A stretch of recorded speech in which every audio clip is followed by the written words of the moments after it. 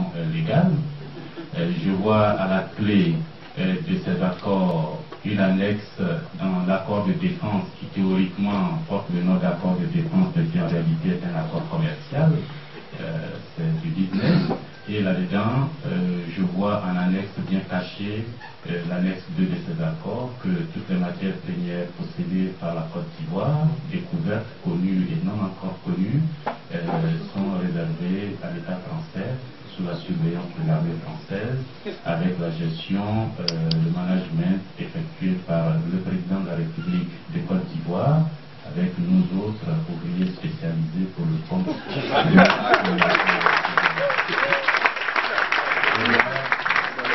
Je vois le vieux Oufoué mourir au moment où il pensait pouvoir reprendre le combat qu'il avait rapproché lorsqu'en 1945, sous la pression française, il a dû accepter des compromis.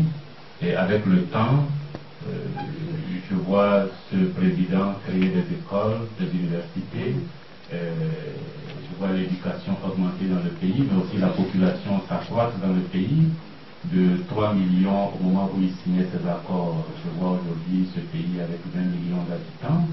Je vois une pression démographique énorme, des besoins exceptionnels en matière d'éducation, de santé, de logement, de routes, d'infrastructures de toutes sortes.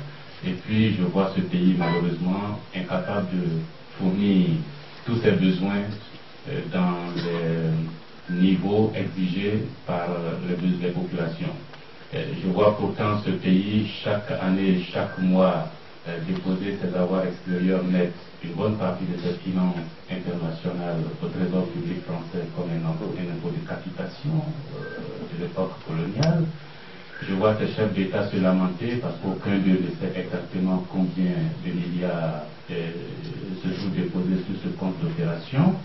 Je les vois défiler pourtant à l'Élysée, demandant une aide par-ci, un chèque par-là, alors qu'ils ont un trésor énorme qu'ils ont volontairement accepté de déposer au trésor public français. Je vois une jeunesse désemparée, ne sachant où aller, une population meurtrie, s'accusant ethnie contre ethnie, parce que chacun pense que c'est lorsque l'un des siens se trouve au pouvoir à la présidence de la République que le petit bout de gâteau que le pacte colonial nous laisse pourrait être partagé pour le grand bénéfice de son groupe ethnique.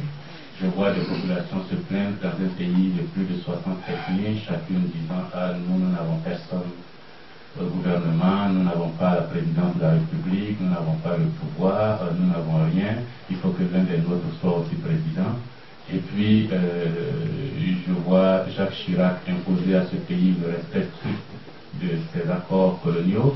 Et je vois un président de la République, Gbagbo Laurent, lui disant « Pas question, parce que maintenant, il faut que je fasse la destinée de mon peuple en main. »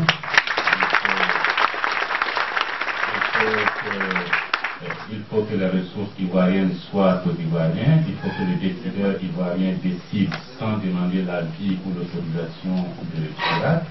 Et puis, je vois la fin du règne d'Oufoué, les problèmes de cartes de séjour, de cartes d'identité injectées. Je vois les petits conflits ethniques qui sont développés pour devenir de grandes sources de frustration. Et puis, je vois des rebelles arriver avec des armes achetées par les fonds secrets du régime français. Je vois des Sierra Léonais et des Libériens transportés, déposés à Monrovia et formés, instruits par Charles Taylor, entrant par Danané pour tuer, massacrer les Ivoiriens. Je vois d'autres venus du Burkina après avoir été encadrés, formés, logés et suivis, se déverser sur Abidjan. Je vois des cadavres partout. Je vois des gens ramasser ces cadavres, créer des charniers pour compromettre au maximum ce pouvoir juste arrivé qui dit non au pacte colonial.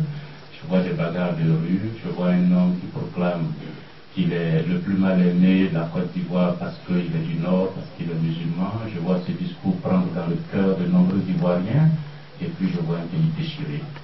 Et ce déchirement ne trouve aucune solution ici, sauf même si à Lomé, l'État de Côte d'Ivoire se trouve face aux rebelles, la solution trouvée n'arrange pas du tout le président français.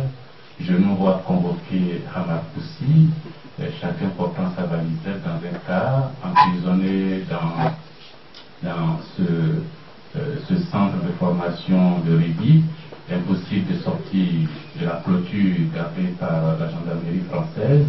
Et je vois Pierre Mazot proclamer qu'il est là pour nous aider et qu'il faut qu'on accepte ce que lui décide.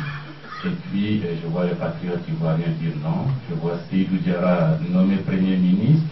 Et malheureusement, malgré les conseils que j'ai pu lui donner, il a accepté le poste. Et je vois toutes les difficultés qu'il a rencontrées parce que l'accord est inapplicable. Et n'a pas été appliqué, en tout cas pas tel que ses initiateurs l'avaient souhaité. Et je vois 2 années de vaine politique de réconciliation. Je vois 2 années de vaine politique de réconciliation. Et je vois l'arrivée de Bani pour remettre le train de la réconciliation en place. Dans tout ce discours, je vois très peu de premiers ministres et de leaders parler de liberté des Ivoiriens. Je les vois tous nous demander d'appliquer des accords. Personne ne parle de la liberté des peuples ivoiriens de choisir ce qui leur plaît. Tout le monde semble refuser que le pouvoir est au peuple et que c'est ce peuple qui doit être concerné. C'est ce peuple qui doit décider. Le référendum est rejeté par la France, les modifications sont faites, l'Assemblée nationale travaille conformément au texte de la Constitution pour adopter des lois, les rebelles refusent ces lois, le modérateur intervient, Thabo Mbeki, pour, dans un souci de réconciliation vraie, demander que l'Assemblée accepte que le président de la République modifie ces textes. Il l'a fait. Je vois un peuple désorienté parce que malgré les modifications introduites par le président, rien à faire, la rébellion n'a toujours pas cessé. Je vois des pressions extraordinaires exercées sur ce pouvoir. Et puis, je vois le Premier ministre Bani arriver, qui ne veut pas reconnaître l'Assemblée nationale, qui considère que les autres institutions doivent disparaître sauf la primature. Malheureusement, je vois encore des morts d'hommes, les patriotes dehors, la résistance farouche à cette option.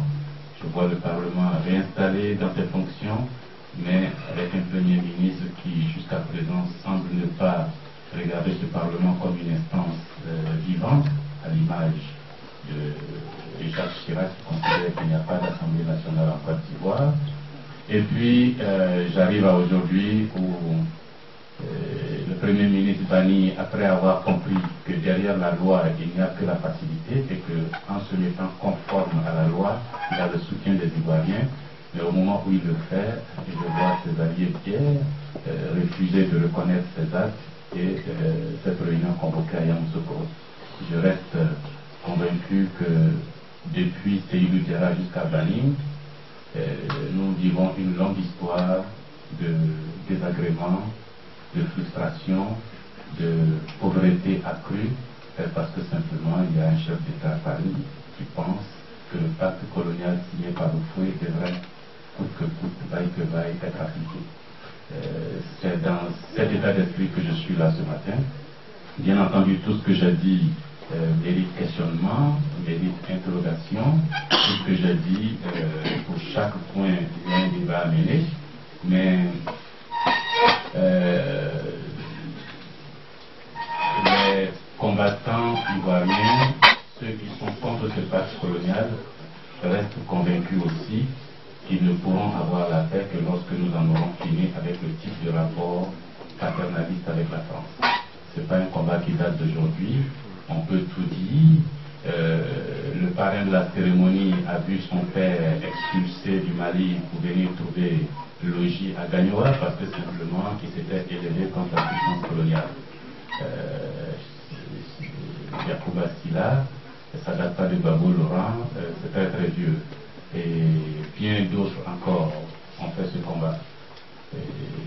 ils sont partis, les nouvelles générations sont là, le combat continue jusqu'à ce que nous finissions par remettre totalement en cause ce pacte, à nous gérer de façon normale et déterminée et à nous faire respecter aux Nations Unies, non pas selon le chapitre 11 ou 12 de la Charte des Nations Unies, mais selon la Charte tout court, le chapitre 1, le chapitre 2 et tout le reste. Le chapitre 11 dit que nous ne sommes pas autonomes, comme nous l'étions avant l'indépendance, territoire sous tutelle de la France. Au moment de l'indépendance, on nous a intégrés aux Nations Unies.